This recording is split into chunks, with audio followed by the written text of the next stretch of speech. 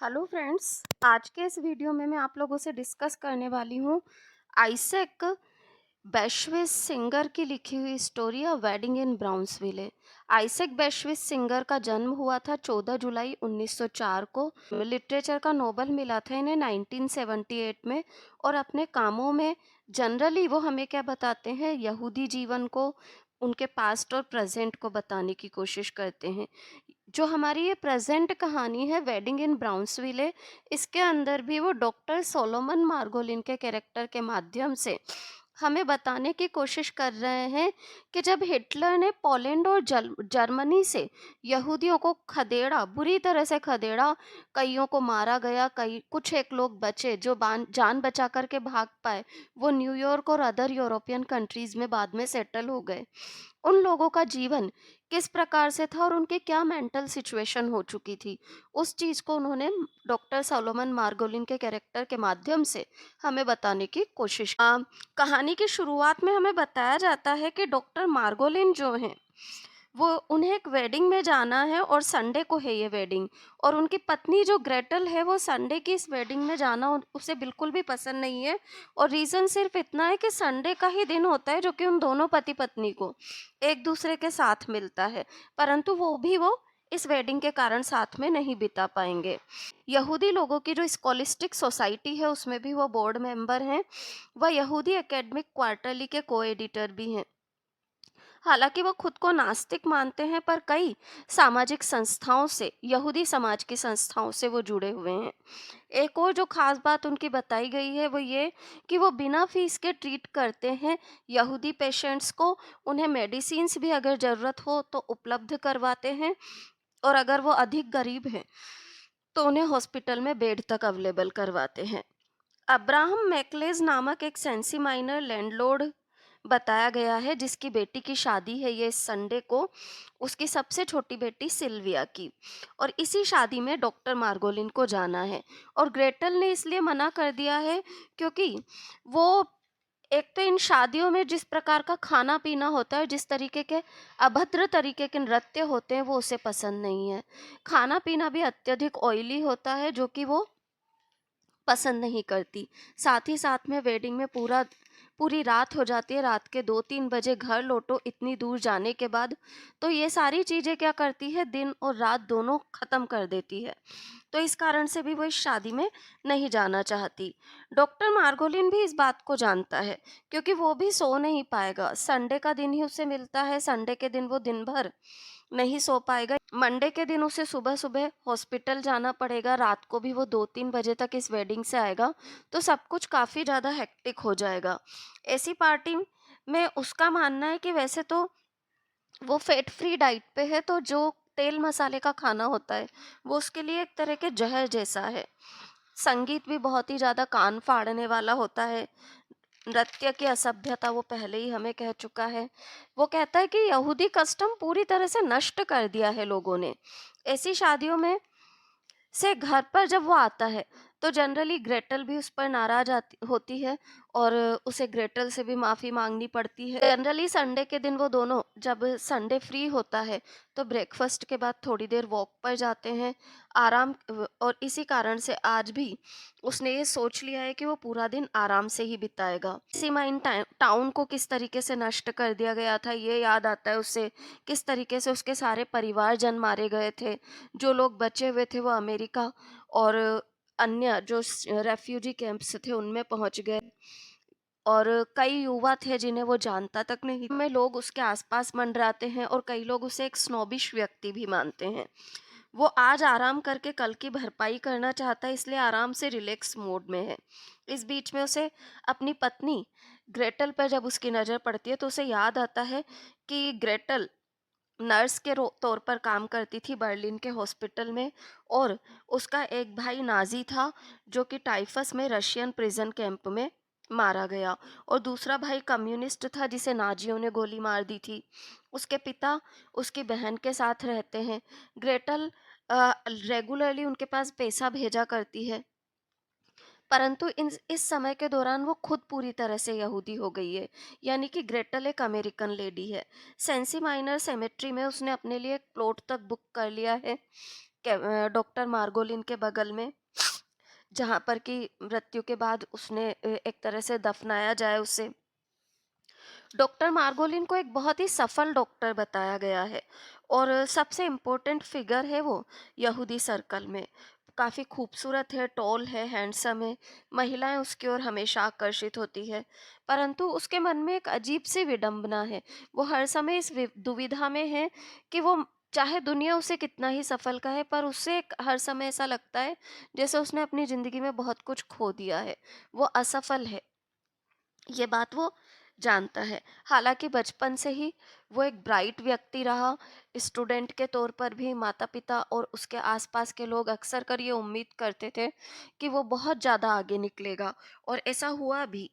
Maleic नाम के एक वॉचमेकर की बेटी रेज़ल से वो प्यार करता था, परंतु रेज़ल की शादी कहीं और कर दी गई थी और बाद में उसे भी नाज़ीज़ ने अटैक में मार दिया था। ये इटर्नल प्रश्न उसके दिमाग में हर समय घूमते हैं, जिसके कारण वो पूरी-पूरी रात जागता है। हाइपोकोंड्रिया, संभावित बीमारी का डर, ये उसके मन में हर समय है। मौत का डर उसे हर समय सताता है। जर्मनी की जो सिचुएशन उस समय थी, उसने कहीं न कहीं उसके मन को बहुत प्रभावित किया है। इसके कारण से मानवता पर उसका विश्वास उठ चुका है। पत्नी ग्रेटल के बारे में फिर वो सोचता है। ग्रेटल काफ़ी मेहनती है और इतना पैसा होने के बावजूद भी उसने एक नौकरानी घर में नहीं रख रखी है।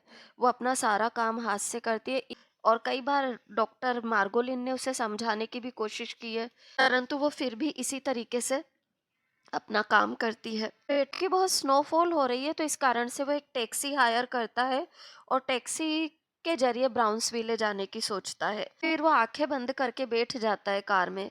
थोड़ी देर तो आसपास देखता है, फिर आंखें बंद करके बैठ जाता है और याद करता है कई चीज़ों को, पुरानी को, और सोचता है कि भगवान ने इतनी खूबसूरत दुनिया बनाई है, पर इस खूबसूरत दुनिया में हिटलर जैसे लोगों को क्यों बना दिया, जो कि मनुष्य को मारने के लिए ही तैयार बैठे हुए हैं। इस तरीके के कई प्रश्न उसके दिमाग में घूमने लगते हैं। इस बीच में कार ईस्ट रिवर ब्रिज की ओर पहुंच जाती है, उसे क्रॉस कर लेती है। ईस्टर्न पार्कवे के यहाँ एकदम से टैक्सी बुरी तरह से धक्का खा करके रुकती है और फिर पुलिस के सायरन के बजने की आवाज़ आती है। एम्बुलेंस आती है। फिर वो देखता है कि किसी घायल व्यक्ति को एम्बुलेंस में ले जाया जा रहा है, जिसकी शायद जो कि कहीं शादी में जा रहा था। रात का जो उसका सफ़र रहा है उसमें उसके दिमाग में कन्फ्यूज़न है कि किस दिशा में जा रही है गाड़ी। वह एक इंडस्ट्रियल टाउन के यहाँ से गुजरता है, फिर कुछ निग्रो काम कर रहे हैं उस जगह पहुँचता है, और इन निग्रोज़ की आँखों में एक अजीब-सी निराशा झलक रही है। उसे ऐसा लग रहा था जैसे किसी पाप की सज़ा के लिए इन निग्रोज़ को यहाँ बिठा रखा है। ड्राइवर भी इस समय के दौरान पूरी तरह से चुप है। ऐसा लग रहा था जैसे जानबूझ करके पता नहीं उसे कहाँ लेकर के जा रहा है।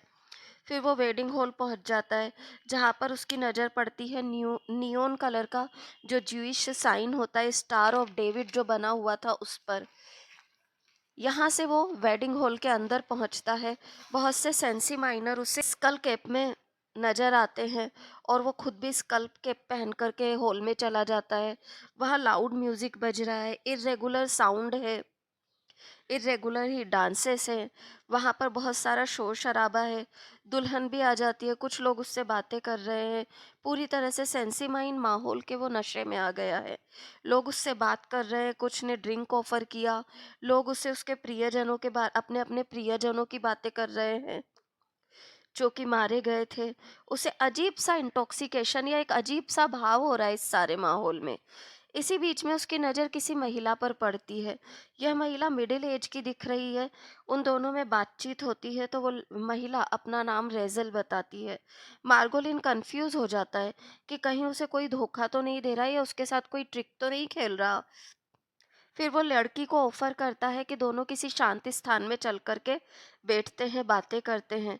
मार्गोलिन उससे कहता है कि अगर वो ज़िंदा थी तो उसने उसे संपर्क क्यों नहीं किया। इस पर रेज़ल बड़ा ही अस्पष्ट अंदाज में बोलती है, जवाब देती है। ये बात भी डॉक्टर मार्गोलिन को बड़ी अजीब लगती है। यहूदी कानून के अनुसार वो आज भी सिंगल है, ये बात जब वो लड़की से कहता है, तो वो दोनों कहते हैं कि हाँ, यहूदियों में तो शादी एक पेनी से हो जाती है।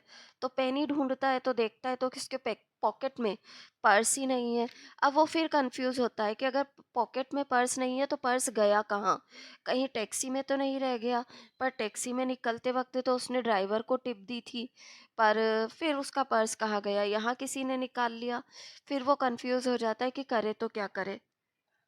इसी बीच उसे लगता है कि कहीं वो जो डेड बॉडी उसने देखी थी, वो खुद तो नहीं था जो कि मर गया है। फिर उसे लगता है कि उसका शरीर भी अजीब-सा हल्कापन है उसके शरीर में।